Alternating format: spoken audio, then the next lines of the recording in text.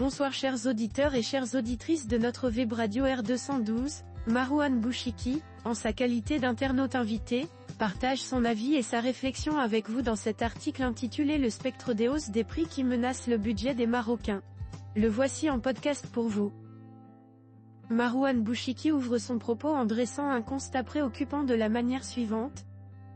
L'inflation, ce spectre qui hante les économies mondiales, a trouvé un terrain fertile au Maroc, suscitant une vague d'inquiétude quant à son impact sur le pouvoir d'achat des citoyens et la stabilité socio-économique du pays.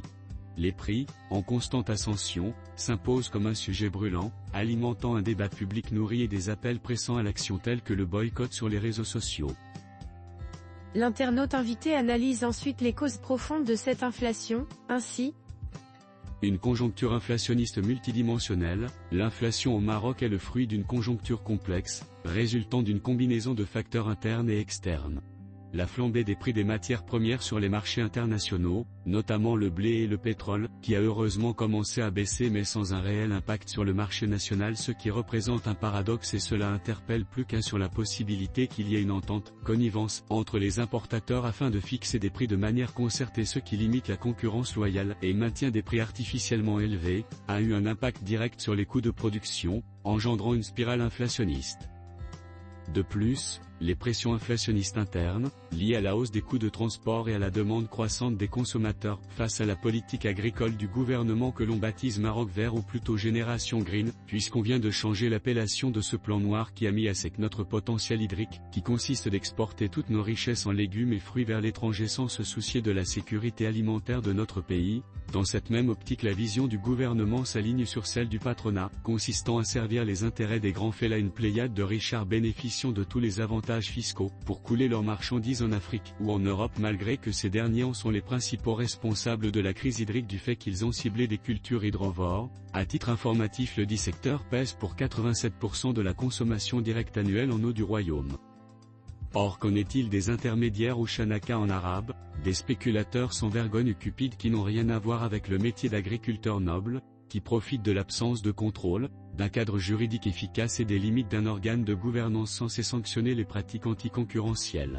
L'intermédiation qui sévit actuellement dans tous les domaines de notre société constitue un réel danger pour la stabilité et la paix sociale, ce qui fait d'eux des mafieux, parce qu'ils opèrent dans l'ombre et de manière organisée comme la pègre. Les combattre serait une mission qui revient au gouvernement, car ces bandits avides de profits rapides nuisent tant à la poche du citoyen lambda qui n'arrive pas à vivre avec dignité aujourd'hui, qu'à la dynamique économique du pays. Tous ces facteurs bien évidemment contribuent d'une façon ou d'une autre à l'augmentation des prix à la consommation.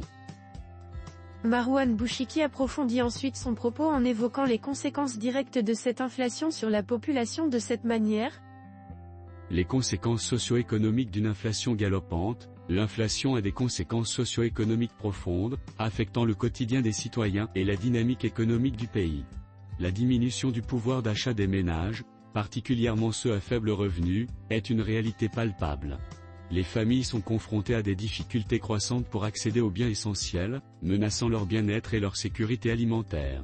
De plus, l'inflation exacerbe les inégalités sociales, creusant le fossé entre les populations les plus vulnérables et les classes aisées. L'internaute invité examine ensuite la loi numéro 104.12 sur la liberté des prix et de la concurrence en disant. La loi sur la liberté des prix et de la concurrence, un cadre juridique à l'épreuve. Face à cette situation, le Maroc s'appuie sur la loi numéro 104.12 sur la liberté des prix et de la concurrence, adoptée en 2014, pour encadrer la dynamique des prix et garantir une concurrence loyale. Cette loi, bien qu'ambitionnée, se trouve confrontée à des défis importants. L'application des mécanismes de contrôle, notamment par le Conseil de la concurrence, se révèle parfois insuffisante, laissant place à des pratiques anticoncurrentielles et à des abus de position dominante. De plus, la sensibilisation des consommateurs à leurs droits et aux mécanismes de protection reste limitée, ce qui freine leur capacité à contester les hausses de prix injustifiées. Marouane Bouchiki propose, à cause de la gravité de la situation, des mesures immédiates et coordonnées sont indispensables pour limiter l'impact de l'inflation ainsi. Des solutions urgentes pour atténuer l'impact de l'inflation, face à l'ampleur du phénomène. Des solutions urgentes et coordonnées sont nécessaires pour atténuer l'impact de l'inflation sur les citoyens et l'économie. Renforcer la régulation des prix, une révision de la loi sur la liberté des prix et de la concurrence s'avère nécessaire pour mieux répondre aux réalités économiques actuelles et garantir une application plus rigoureuse des mécanismes de contrôle car à vrai dire il s'avère que cette loi actuelle dénote des failles et des lacunes, n'apportant pas de solution plausible contre l'anarchie des prix. Lutter contre la spéculation, des mesures strictes pour contrôler les pratiques spéculatives sur le marché local sont essentielles pour limiter l'augmentation artificielle des prix. Activer le rôle du ministère de l'Intérieur de mener des ratissages dans les souks pour contrôler les abus et les hausses de certains commerçants cupides, protéger les ménages vulnérables, des programmes d'aide financière ciblés et des subventions pour les familles à faible revenu sont indispensables pour atténuer le choc inflationniste et garantir leur accès aux biens essentiels. Sensibiliser les consommateurs, des campagnes d'information et de sensibilisation pour informer les citoyens de leurs droits et les inciter à une consommation responsable sont cruciales pour renforcer leur pouvoir d'action. L'auteur conclut son article en ces termes. Cette vague des hausses des prix au Maroc est un défi complexe qui exige une réponse proactive et coordonnée de la part du gouvernement, des acteurs économiques et de la société civile. En renforçant le cadre juridique, en mettant en place des mesures de protection sociale et en sensibilisant les citoyens à leurs droits, il est possible d'atténuer l'impact de l'inflation et de garantir un accès équitable aux biens essentiels pour tous. Chers auditeurs de la Web Radio R212, merci d'avoir été à l'écoute de ce podcast et de partager avec nous ce moment d'échange et de réflexion. Votre présence et votre fidélité sont notre plus belle récompense. On se dit à très bientôt, si vous le voulez bien. Avec toute notre gratitude, l'équipe de R212.